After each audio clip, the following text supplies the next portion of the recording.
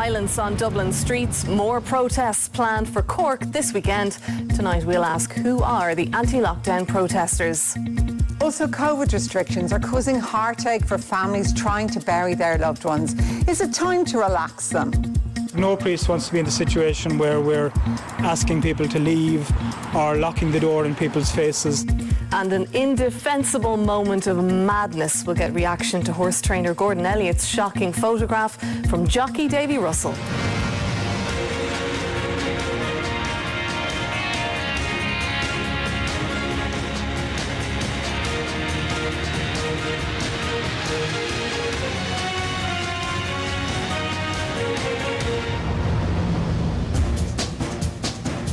Hello and welcome to the programme. The images of Gardaí baton charging hundreds of protesters at the weekend were shocking. An anti-lockdown protest turned into a riot, and further demonstrations are planned for Saturday in Cork and in Dublin on St Patrick's Day. So can any public protest be legitimate during level 5 restrictions, or are they doomed to be hijacked by conspiracy theorists? We'll discuss that shortly, but first Mark Coughlin has been taking a closer look at events on Saturday.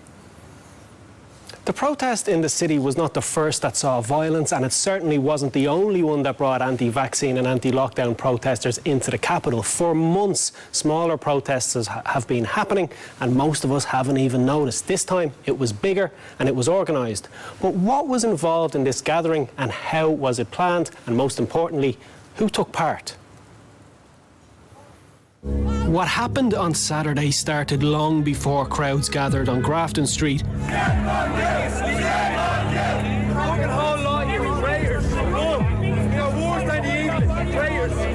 Long before the Garda Public Order Unit was deployed or bottles were thrown.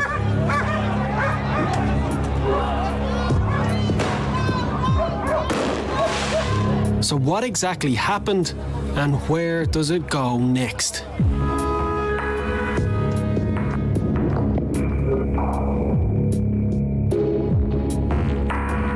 It started, like a lot of things these days, on social media. This particular event and Facebook page was launched back in November. But what we saw around that then on the fringes and Telegram groups and other places was people flagging that this event was taking place and getting their own supporters to get involved. So you have all these other disparate groups, far-right groups and others trying to leap on it and exploit it. Channels soon popped up on the messaging app Telegram. Posters began appearing on Facebook. Some of the pages have since been deleted. Some talked about QAnon, about paedophiles and about vaccines doing more harm than good. But others were simply opposing the lockdown. You're recommended a group against the lockdown and you join that group. You're recommended another group against the lockdown. You're recommended an anti-5G group, and you're just constantly going down this rabbit hole. And, you know, as I say, a lot of the time these, you know, it's been pushed into people's feeds. It's not something that people are seeking out. By Saturday morning, the leaflets were ready to go. The singers who'd been booked for peaceful protests were up. Nearly everyone there wanted to protest the lockdown. Many were ordinary people opposing a government decision, as many people have done in the past. Some were with their family. Many didn't wear masks, and it was clearly a mass gathering. Others were angry, but not all those who were angry were intent on violence. It was a mishmash of beliefs and perspectives. I think as the day went on, as I was watching the chats and I was seeing that people were flooding in from all over the country, essentially, that I realised that it was probably going to be bigger than a lot of people expected. Hard-right groups which Gardaí say were intent on violence mixed with families with pandemic frustrations, with right-wing political ideologues. The groups of the online ecosystem were out and about. You'll see that people who go into these groups with real grievances, maybe their business is struggling, and slowly but surely their standard belief systems or their mainstream belief systems are chipped away by the messaging that's in these groups. All entrances to Stephen's Green were blocked all around Dawson Street. Leinster House and government buildings were no-go areas. At the top of Grafton Street, there was tension. Bottles were thrown. The Public Order Unit pushed forward. Someone fired a firework. Then another. And then another.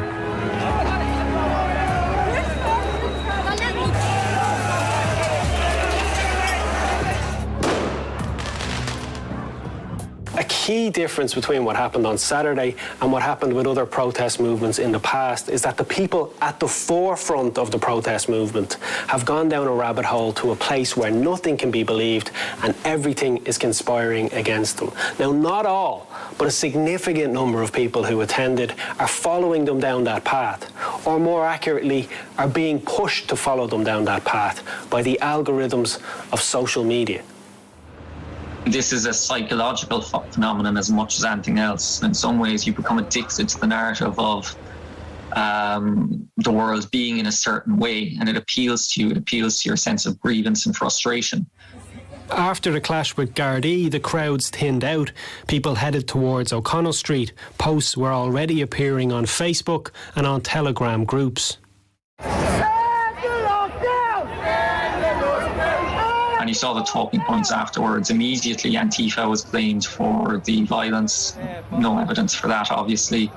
There was discussion around George Soros. I spoke to one of the organisers on Saturday, and her belief was that George Soros was funding these Antifa protesters to carry out this violence to undermine their movements.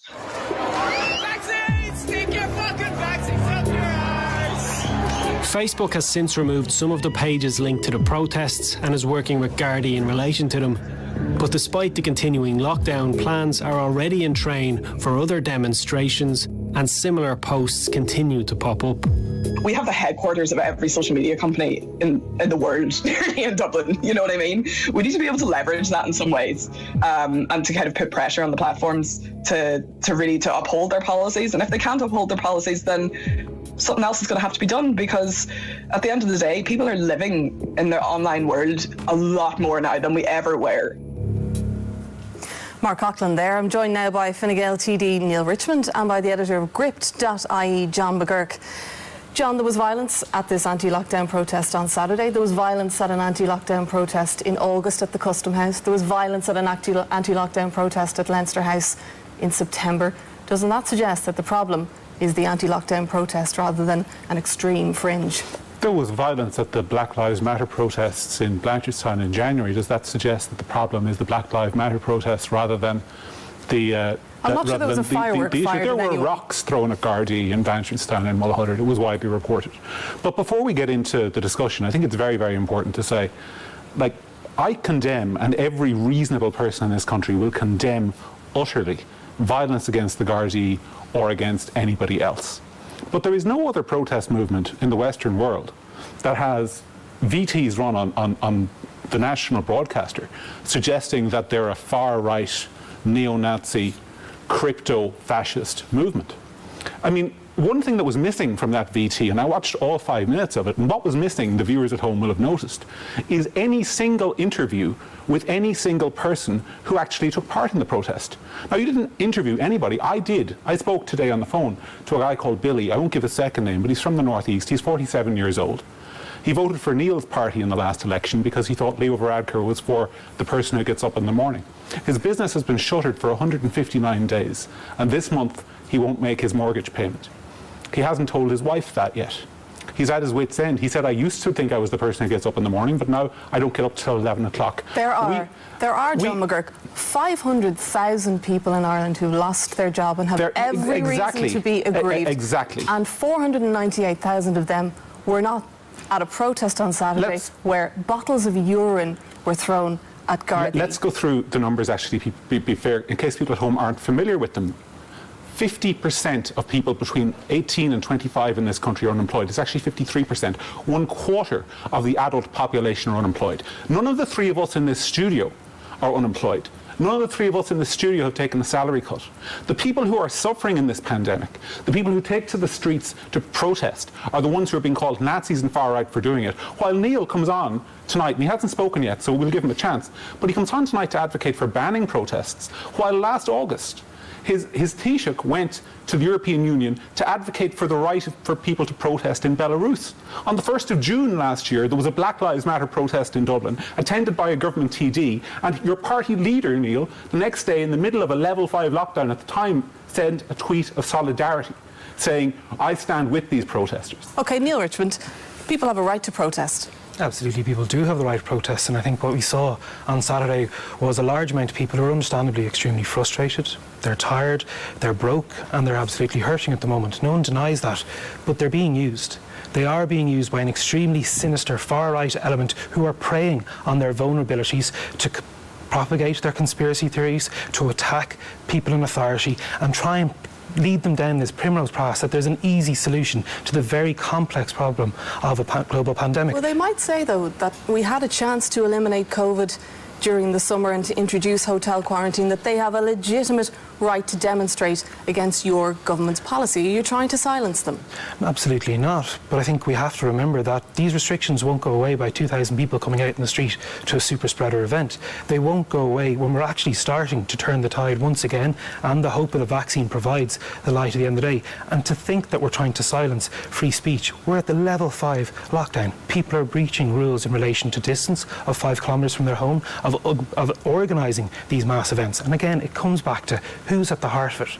They're preying on vulnerabilities. They're trying to say there's an easy solution, that they're easy answers, and they're bringing people out in the street. But at the end of the day, the vast majority affected didn't come out. Because yes, they may be frustrated with the lockdown, they may be suffering, but they know a mass gathering of people is not the sensible or responsible thing to do at this time. And I'd appeal to those decent people who are suffering. And I work with them every day, John. That is my job. And I appeal to them to do the right thing. We are starting to push back against this. Only 300 odd infections today. The only people in this country who are organising protests, Neil, are the people with nothing left to lose. John. No, hold on a second. Let me make the point. Let me make the point. Can't say that. Let me make the point. point. Every conspiracy theory, Let me make from the point. 5G to I'm not fluoride defending and all these things. But you literally are. You're saying they Neil, belong to we'll I am let Tom not McGurk make the point and then you can conspiracy respond. theorists. Conspiracy theorists are conspiracy theorists. They'll always exist. I'm saying the only people who are organising protests in this country are people with nothing left to lose. You want people to speak out reasonably against the pandemic?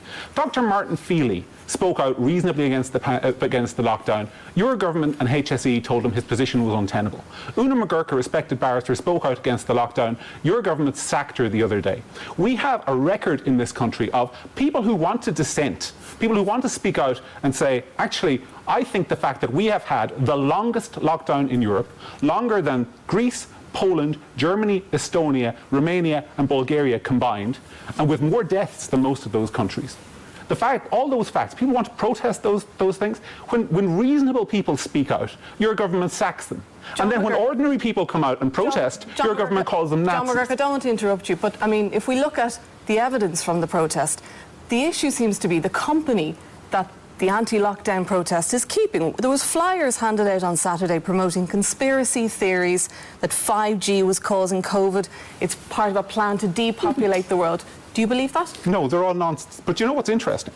Last year, there was a protest at Dáil Éireann, at which Trócaire attended, against racism.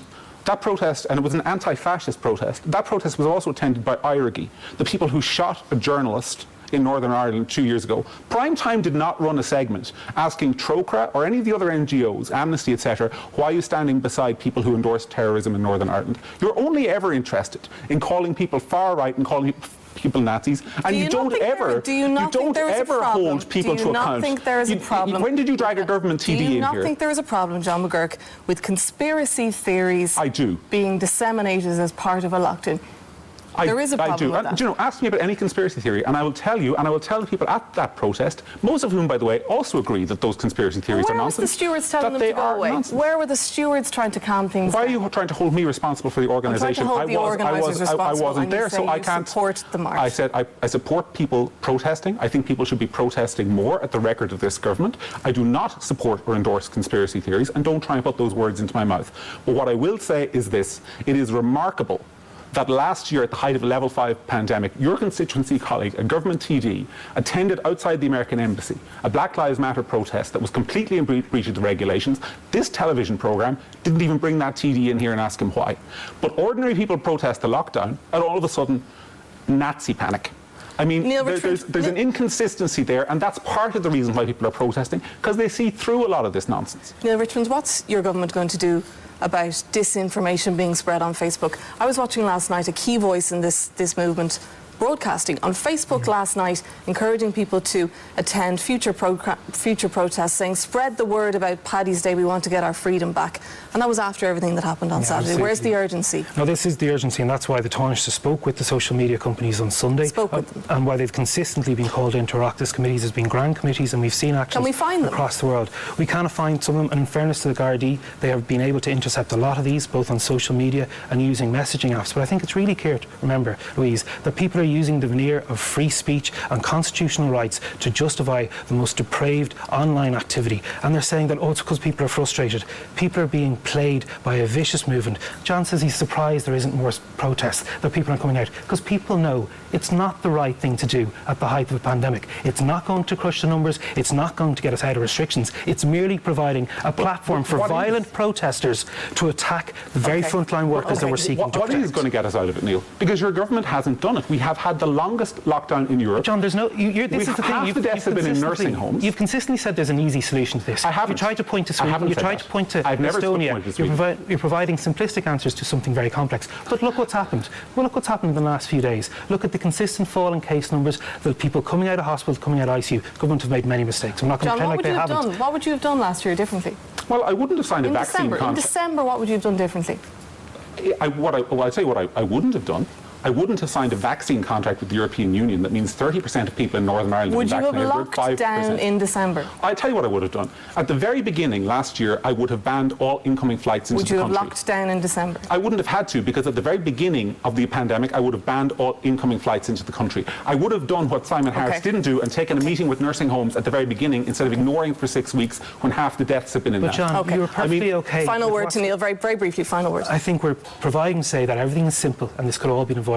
We're in a very tough part of the pandemic. People have made massive sacrifices. The answer to this is Other countries are not in a tough part of the pandemic. Is not giving conspiracy theorists a platform we and going out in the streets at this very dangerous time. We have to finish now. Neil Richmond, thank you. John McGurk, thank you. Miriam. Well, we all know the devastating impact COVID-19 has had, especially the number of people who've lost their lives and others who've got and remain critically ill.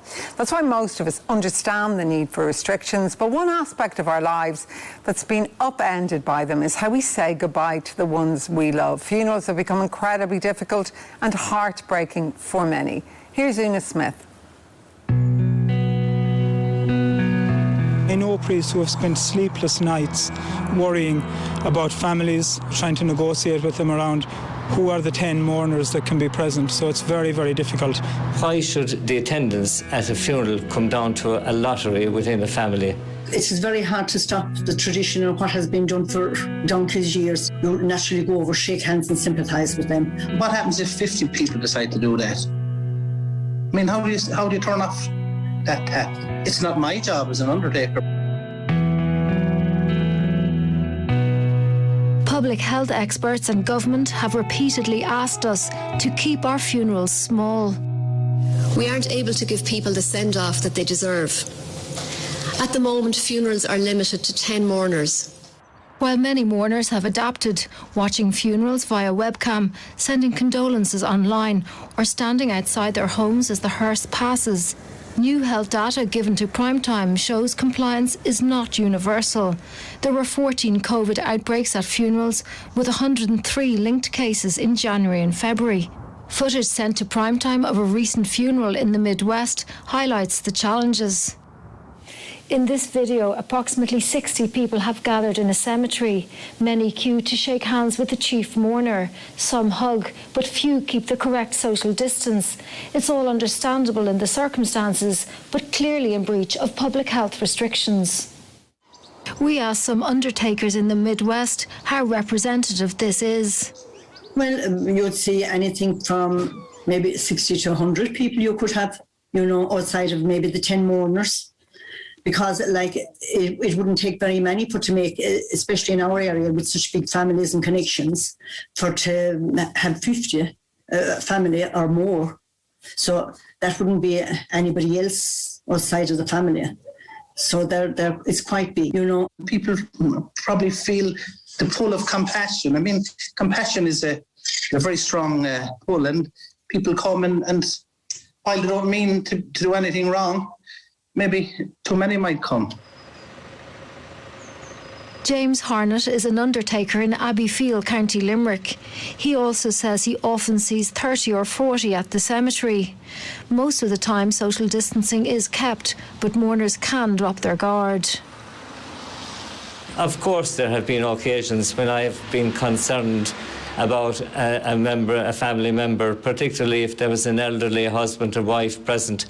And I have been concerned when there's high emotion. There's going to be spontaneous acts. People forget themselves. There will be a spontaneous handshake. There will be a spontaneous hug from time to time. Let's be totally clear about that. And what can you do to actually prevent that? It's a minor infringement. It's not Golfgate.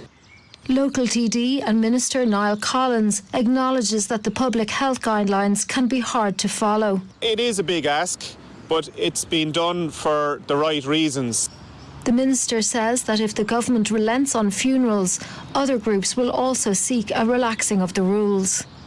The next group or the next activity will come up and individually will make a sustainable argument in relation to that. And when you add them all together, then you have more movement of people. Yet some believe that mourners resort to flouting the rules because they are simply too harsh. Since it went down to 10 again, you know what I mean? Like there are a lot more family coming to the cemetery. And I know there are friends coming as well. You can't stop people. It is an awful, awful thing to have to say to people where you know in your heart and soul there are 20 close relatives, when you have to tell people to exclude 10. And who makes the decision to exclude the 10? And who are the 10 who are excluded? And those are the kind of issues that will come back to haunt people, and they will cause problems within families down the road. The Bishop of Limerick recently reminded mourners of the COVID restrictions. Local clergy say the majority have adapted well to the changes. 2 years ago, people would queue for 2.5 hours outside an undertaker's to meet a family, sympathise, shake hands. And now they're trying to find ways in which they can express their condolences. Sometimes it may be through the online condolences that are available now on various websites. It may be through writing to folks or making that phone call. But it takes a while, I think, to change practice for people, and that has been happening. Despite this, in recent weeks there have been 2 large funerals in the county where people came from abroad and across counties to attend. Gardaí issued a significant number of fines. This follows other controversial funerals. A December funeral in Ramsgrange in Wexford is now known to have had tragic consequences. I'm aware that certainly at least 3 people probably died from COVID as a consequence of that particular funeral. And obviously there were a significant number of COVID cases as well. It's a big concern that any large gatherings and fairly intimate gatherings as may occur at funerals, where people may return to homes and meet up at quite close quarters following the funeral and around the time of the funerals. Although the government's revised plan for managing COVID announced last week did nothing to ease restrictions, some believe the risks would be reduced by allowing more into the church. Churches are now a controlled setting. I mean, churches have implemented the division of seats. They have restricted the numbers down. Churches, by and large, in this constituency here are very large and can take large amounts of people. But obviously it can take more than 10 people or 25 people. Even if it were to increase it up to 30 or 40 people, that would extend it to a larger family unit. All of the guidelines that have been produced, all of the documents in terms of the Living with COVID plan and the various regulations, they are all subject to ongoing review.